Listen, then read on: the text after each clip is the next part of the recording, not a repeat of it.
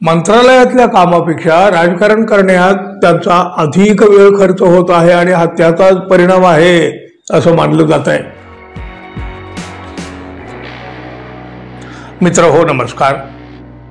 महायुतीचं सरकार दुसरं सरकार म्हणजे नुकत्याच झालेल्या विधानसभेच्या निवडणुकीनंतर पुन्हा एकदा सत्तेत आलेलं हे महायुतीचं सरकार। आता हे सरकार येऊन जवळपास 4 महिने झाले।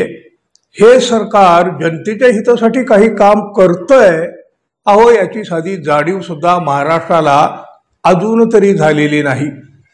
काय आपण पाहतो, या मंत्र्यावर आरोप, त्या मंत्र्यांच्या भानगडी, यांची त्यांच्यावर कुरघोडी, त्यांचा यांच्यावर पलटवार। हा नाराज, तो रुसला, त्यांनी याचा नेता फोडला, तो त्यांच्याकडे यायला इच्छुक, काय तर म्हणे ते संपर्कात, अमक्या तमक्याचा पक्षप्रवेश, अमक्या तमक्याचा आणखी पक्षप्रवेश होणार आहे वगैरे वगैरे, याशिवाय दुसरं काहीही ऐकायला मिळत नाही। त्यात मंत्र्यावरच होत असलेले गंभीर आरोप आणि मग हे आरोप मंत्र्यावर झालेले ते आरोप कसे खोटे आहेत, चुकीचे आहेत, विरोधकांचं कसं षडयंत्र आहे, हे सगळं सांगण्याचा खटाटोप आठवापिटा। अहो, जनतेची कामं करायला वेळ आहे तरी कुठं हो। मग नको त्या गोष्टीत मंत्र्यांचा वेळ वाया जातो। त्यामुळं महायुतीतील मंत्र्यांच्या 100 दिवसांच्या आढावा कामगिरीमध्ये उपमुख्यमंत्री एकनाथ शिंदे यांच्यासह 6 दिग्गज मंत्री मागे पडले आहेत। मागे यात 3ही पक्षाच्या मंत्र्यांचा समावेश आहे। या मंत्र्यांना त्यांच्या खात्याच्या कामाकडे कामात जे काही लक्ष देण्यात आलं होतं, म्हणजे टार्गेट देण्यात आलं होतं, ते पूर्ण करण्यासाठी आणखी 15 दिवसाची मुदतवाढ देखील दिली आहे। मुख्यमंत्री देवेंद्र फडणवीस यांनी महायुतीतील मंत्र्यांच्या 100 दिवसाच्या कामगिरीचा आढावा घेतला। त्यामध्ये ज्येष्ठ मंत्री त्यांच्याच खात्याच्या कामाचे लक्ष्य, उद्दिष्ट, टार्गेट हे पूर्ण करू शकले नाहीत, हे निदर्शनास आलं।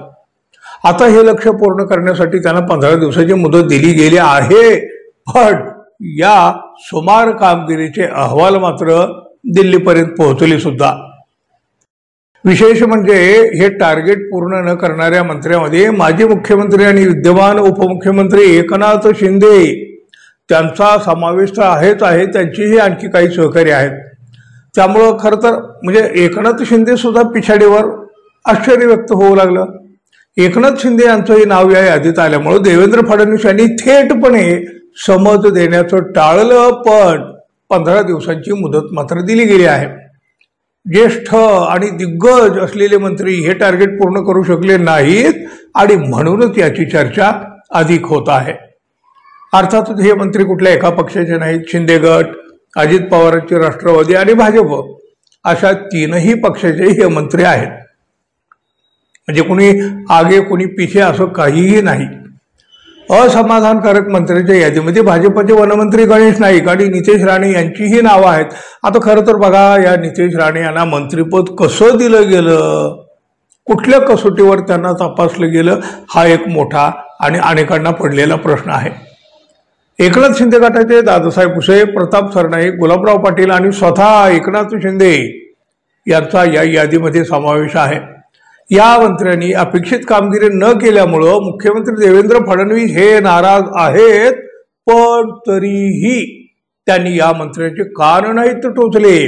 15 दिवसांची मुदत देऊन टार्गेट पूर्ण करण्याच्या सूचना फक्त दिल्या गेल्या। मंत्रालयातल्या कामापेक्षा राजकारण करण्यात त्यांचा अधिक वेळ खर्च होत आहे आणि हा त्याचाच परिणाम आहे असं मानलं जात आहे।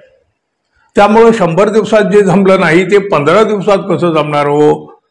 नाही, म्हणजे खरं तर हा एक अत्यंत साधा, सामान्य आणि सरळ प्रश्न आहे आणि तो प्रश्न आता उपस्थित होतोय। आपण काय करणार?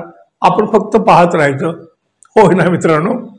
आणखी एक, आपण अजून आपल्या चॅनलला सबस्क्राईब केलं नसेल तर कृपया सबस्क्राईब करावं, ही अपेक्षा तर आहे। धन्यवाद, पुन्हा भेटू, तोपर्यंत नमस्कार।